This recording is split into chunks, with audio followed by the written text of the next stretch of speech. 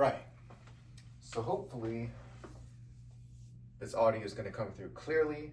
Basically what I do is I speak for as long as possible without any interruptions, without any filler words, or without any mumble jumble.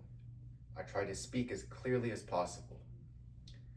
One of the ways that I like to structure my sentences is through using a tool or tools called frameworks. There's different frameworks that we can use to structure our thinking and then later structure our sentences when we speak. Some of those frameworks are PREP, which stands for point, reason, example, point. If I was going to make a sentence with PREP, it would look something like this. Improving your communication is a very valuable skill that you always need to work on for the rest of your life if you want to be able to have the best life possible. That's the point, reason. Every single aspect of our life in some way, shape, or form involves other people. And because our life revolves in this world, including other people, we need to be able to take whatever is in our heads or hearts and be able to transfer it to somebody else so they can also understand us and so we can understand them, and so we're able to navigate this world effectively. That's the reason. Example.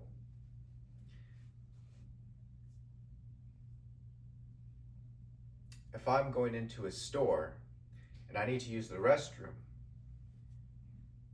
but I'm unable to express this and ask very clear and articulate question, where's the restroom? And I'm only able to use hand gestures, I might actually go to the restroom without being able to actually use the restroom. That's an example. Point. Communication is a skill that's vital for us being able to operate in this world. That's a framework. Another framework is PEP. It's a little bit shorter. It stands for point, example, point. Getting in shape is good for you. That's the point. Example. When you're in better shape, you have more energy to take care of tasks and complete actions and do more in your day. That's the example. Point. It is of the utmost importance that we take care of our health and get in shape. That's another example of a framework. Another thing that I'm going to utilize when I speak is the pause. I just paused there for an example so you could see me using it in real time. The pause is an effective way to gather our thoughts before we speak so we don't use filler words instead, which muddies our communication.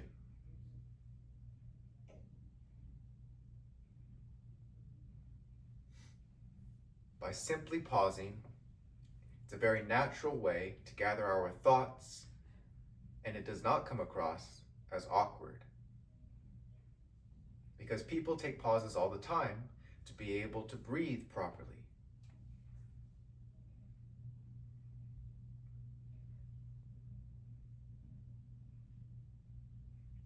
I've been thinking about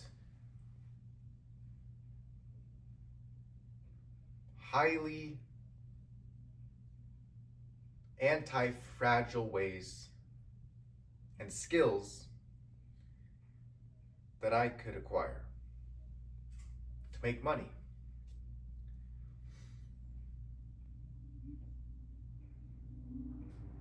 And I've been toying with the idea of marketing and sales. The way Alex Hormozi defines marketing is sales is one-on-one and marketing is one-to-many.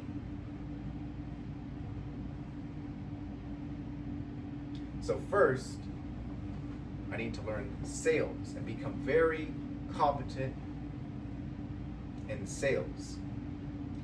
Once I've mastered sales, I'll go into marketing. Marketing requires additional skills because of its very nature of being one to many. We need to learn all the different skills that are required to present the information of our service or products to the masses. This can be through copywriting, through website design, through mailing, through creating commercials, videos, advertisements. All of these fall under the umbrellas of certain marketing techniques.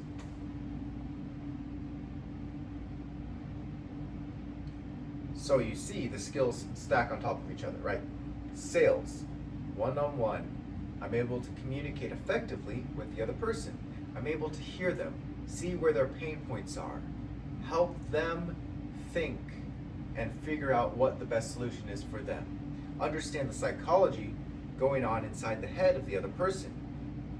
Be able to set the tempo, keep the frame of the conversation. Know where the next question is going to go, know how to lead that question into another question, and ultimately find a resolution at the end of the conversation. That's sales. Sales can happen on the phone, sales can happen belly to belly by door knocking, right? Sales is a number one skill. It's basically the ability to communicate and the ability to understand human psychology, understand how emotions play with a person. Marketing is taking that skill and understanding of psychology, of human nature, and also having the additional knowledge of product and services, and taking all of that and effectively communicating our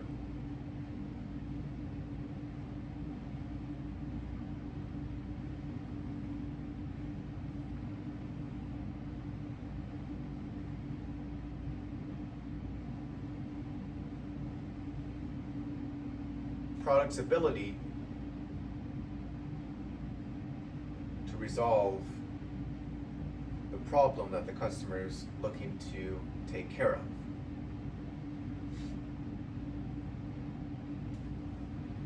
So once we've got sales and marketing down, we can stack up more skills. Leadership, knowing how to lead people, lead large groups of people, knowing how to effectively delegate certain tasks. However,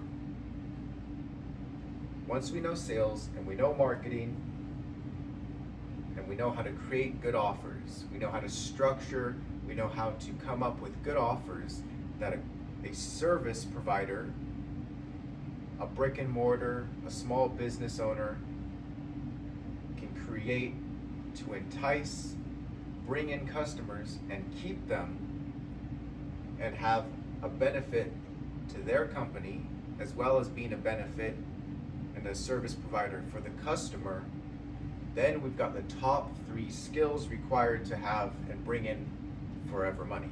And that's called the Rainmaker. The Rainmaker goes to small businesses or large, depending on one's ability to sell their services and one's experience. They go to the small business, which is usually a service-based business, and they say, "Hi, I help companies and businesses make money. This is how I do it." We'll sit down.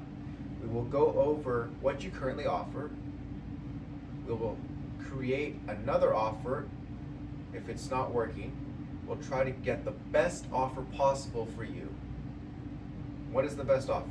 Well, we know how to structure the best offer because Alex Hormozi so graciously created something called the offer equation. The offer equation is basically you're taking the amount of effort and time that's going to go in the top half of the equation, and you're going to take the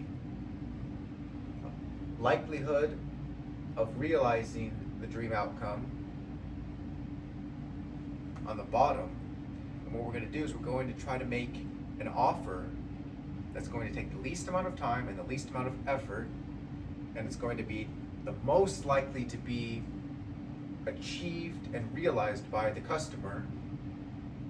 And we're going to try to make the bottom half grow and be as big as possible, and the top half, all of that effort, sacrifice, and time commitment, be as small as possible. Once we've got a good offer, we then have to go out and use our skills that we've developed through sales and market. We need to create ads. We need to find some way to bring attention to our product and service. Then once we have the attention, we'll sit down one-on-one and we'll speak with the potential customer and sell them on the product, thus bringing in new customers and money to the business, and then we get paid on a percentage of that business, of that customer, of that company's revenue. Another thing to note, usually wealthy people care more about their time and less about the price, and it's flipped. Poor people care more about the price and not so much about the time commitment. So there's certain different values that different demographics of people have. Okay.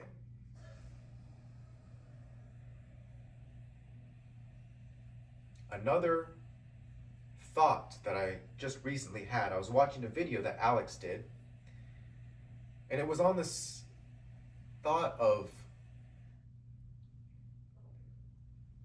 usually people are going to gravitate towards the shiny, the attractive, the fun way to make money, right?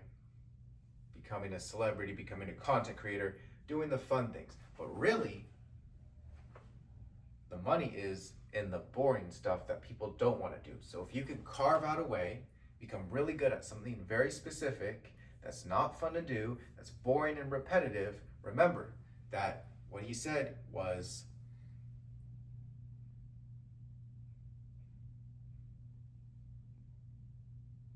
the A players shine by being able to do the boring, repetitive, mundane tasks with the ultimate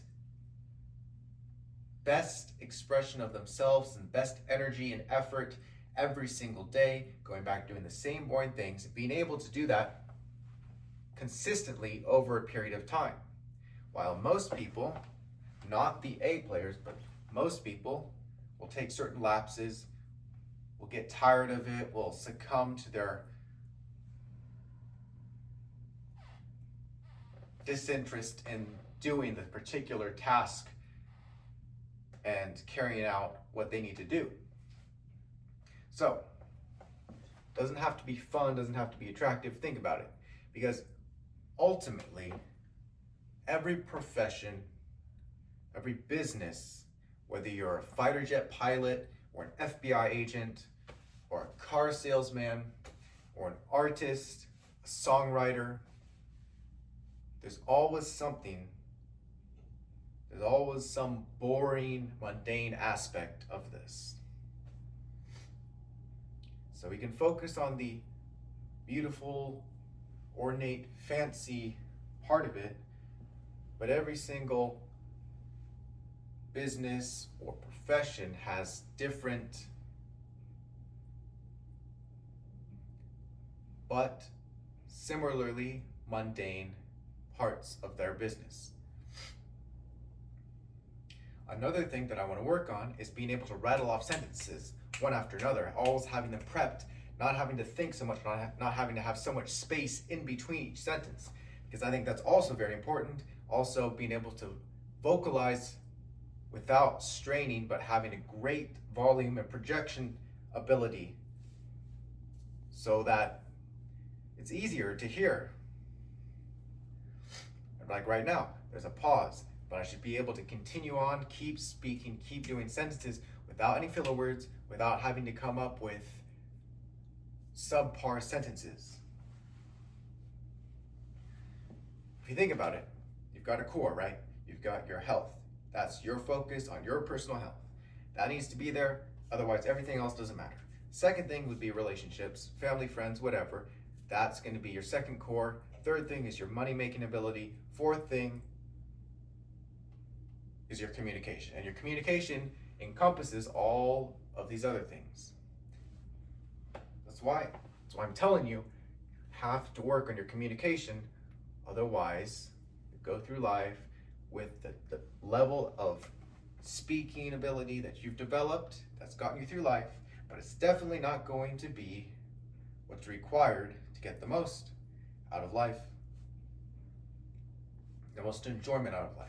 So that's why I'm doing this. Every single day is also a skill in itself to be able to speak to camera, not having anybody else interject, not having any other conversations to rely on, but just being the sole talking head speaking to camera without any sentence that comes, without having any broken sentences or filler words, just being able to speak nonstop, come up with your own sentences and thoughts on the dot like that. My last video was 19 minutes, just short of 20 minutes. I'm hoping that this video is going to surpass that number by at least 1 minute. We shall see.